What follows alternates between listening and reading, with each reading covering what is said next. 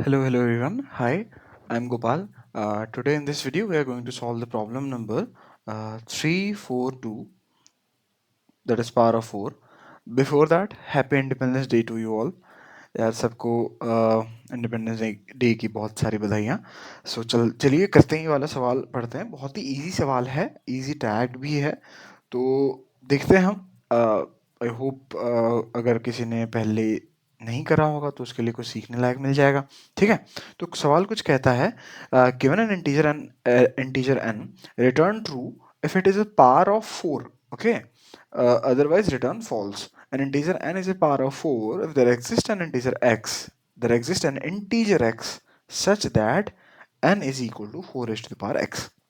तो बेसिकली हमें बोला है कि n इंटीजर दे दिया गया है, इसे हमें बोलना है कि 4 raise to the power x, ये रिलेशन सेटिस्फाई होना चाहिए where x is an integer range to की पावर, मतलब basically positive integer negative integer का कोई तो सेंस बनता नहीं है, तो छोड़ो, अभी इस केस में लिए पॉजिटिव इंटीजर मान के चलते हैं।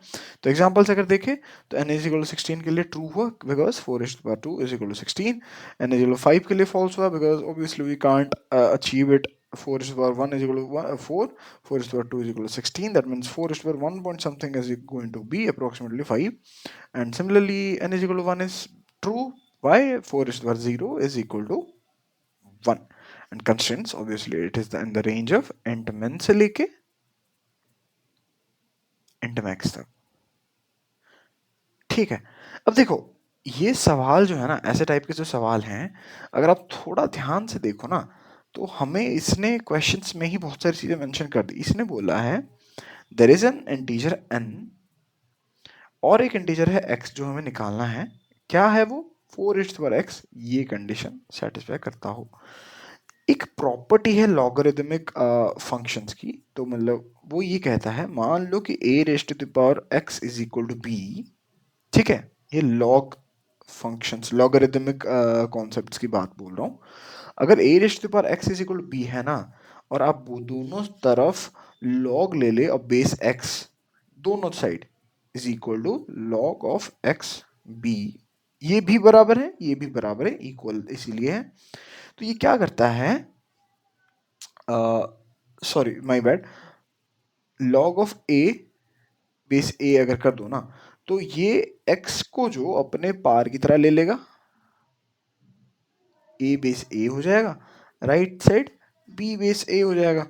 This is nothing but 1, so eventually we will have x is equal to log of b base a। तो बेसिकली हम log फंक्शंस यूज करके डायरेक्टली हम एक x की वैल्यू निकाल सकते हैं, और बस उसके बाद वेरीफाई करना है क्या 4 raised to the power x is equal to n है कि नहीं है। ऐसे क्यों करने की जरूरत है कि अगर आप बोलोगे कि x आ गया, तो बस हमें, सॉरी, बस हमें यही चेक करने की बात था कि x कैसे कंप्यूट करना है। On that basis we will be easily computing it, its value मतलब पावर के साथ मैच कर रहा है कि नहीं कर रहा। Okay, so I hope you got it. बस यही एक स्टेप था जो एक यूनिक है। बेसिकली अप्रोच 1 की तरह हम इसे ट्रीट करते हैं, हम बाद में एक अप्रोच 2 भी देखेंगे। तो यहाँ हमें क्या करना है, हमने देखा कि देखो, हाँ, और एक चीज़, बेस के सब लॉजिक इसलिए है कि n की वैल्यू 0, तो it's not, doesn't make any sense कि 4 की पावर कुछ भी आपको 0 देगा, 4 की पावर, ठीक है, और n की वैल्यू -1 है, मान लो n की वैल्यू -2, इवन n की वैल्यू -4 है, तो कभी भी आप 4 raised to the power x ऐसा कुछ भी नहीं डाल सकते कि मान लो -4 या -16 ऐसा कुछ अचीव कर पाओ। ठीक है, so for all the non positive numbers के लिए हमने रिटर्न फॉल्स कर दिया।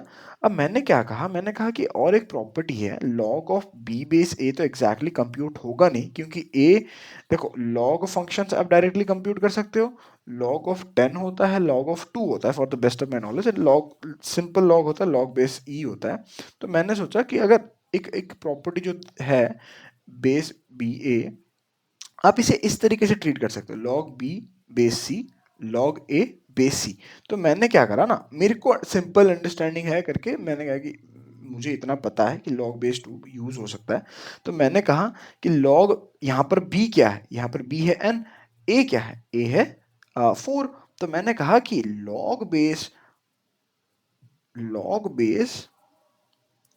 n, log base 4 of n के लिए मैंने ऐसे लिख दूंगा, log of n base 2 log of 4 base 2। हाँ, इसे आप अपने मैनुअली कंप्यूटेशन भी कर सकते हो, इट्स नॉट बिग इशू। ठीक है, तो मैंने क्या करा, लॉग ऑफ 2 ये कर दिया, मतलब इसकी कोई ज़रूरत थी नहीं, बस ऐसे ही कर दिया था फ्लोटिंग नंबर के लिए। मैंने कि इसे फ्लोट में डाल के भी करो या ना भी डाल के करो, लॉग आपको अगर डेसिमल नंबर्स है वो इन टर्म्स ऑफ डेसिमल से आपको दे देगा। और हम इसके लिए डेसिमल नंबर स्टोर कर सकें करके फ्लोट ए और बी वेरिएबल्स मैंने पिक किए। और ए और बी क्या हुआ, ए और बी दोनों इंडिविजुअल हो गए। अब ये हो गया ए, ये हो गया बी। ठीक है, अब जो फैक्टर है, फैक्टर मतलब factor in the terms of, factor in the terms of x, जो जो पावर है, that we are expecting from this expression, जो कि अब हमने ए और बी में तोड़ दिया। तो इसे हमें ए बाई बी करना है। तो ए बाई बी करने के बाद मैंने कहा कि अगर इंटीजर नहीं है ना, पहली बात, अगर इंटीजर नहीं है तो उससे तुम रिटर्न फॉल्स कर दो। अगर इंटीजर है, ये आप मतलब बेसिकली यही बात है कि 1.5 फ्लोट में था, तो मैं ऐसे कर रहा हूँ, integer of 1.5 would be equal to 1। तो मैंने कहा कि अगर 1.5 ऐसे कुछ है, 2.1 है, इन सबके लिए 0 ही रिटर्न कर दो। अदरवाइज तुम यहाँ पर आओ डायरेक्टली, एक बार एक कंफर्मेशन के लिए, n इज इक्वल अगर पावर ऑफ 4 कॉमा फैक्टोरियल है, अब फैक्टोरियल को हम अश्योर हो गए कि एक इंटीजर होगा, तो मे बी 2.0 1.0 ऐसे फ्लोट रिप्रेजेंटेशन में वैसे रह रहा होगा। मैंने कहा एक बार पावर ऑफ 4 कॉमा फैक्ट को देख लो, n के साथ मैच कर रहा है तो रिटर्न ट्रू, अदरवाइज फॉल्स। ठीक है, तो दिस वाज द अप्रोच 1। और इसकी टाइम कॉम्प्लेक्सिटी की अगर बात करें तो प्रोबेबली लॉग फंक्शंस जो हैं ये हमारा लॉग n टाइम लेता है, और ये हमारा लॉग n टाइम ही लेता है। तो इवेंचुअली जो लॉग n टाइम और कांस्टेंट स्पेस, ये दिस इज द स्पेस,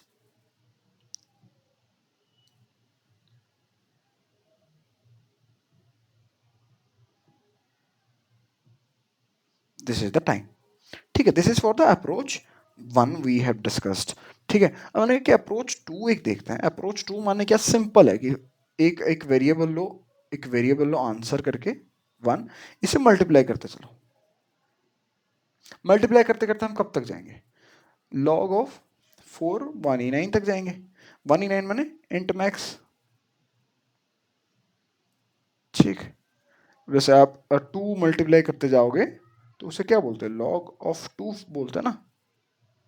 तो आप 4 मल्टीप्लाई करोगे, मतलब बेसिकली इन टर्म्स ऑफ 4 में आप बाउंड्री 4 टाइम्स बाउंड्री आप आगे बढ़ते जा रहे हो। तो लॉग ऑफ, मतलब जैसे आप बाइनरी सर्च में क्या होता है, आप आधा करते हो, that means you are from 4 to you are going to 2।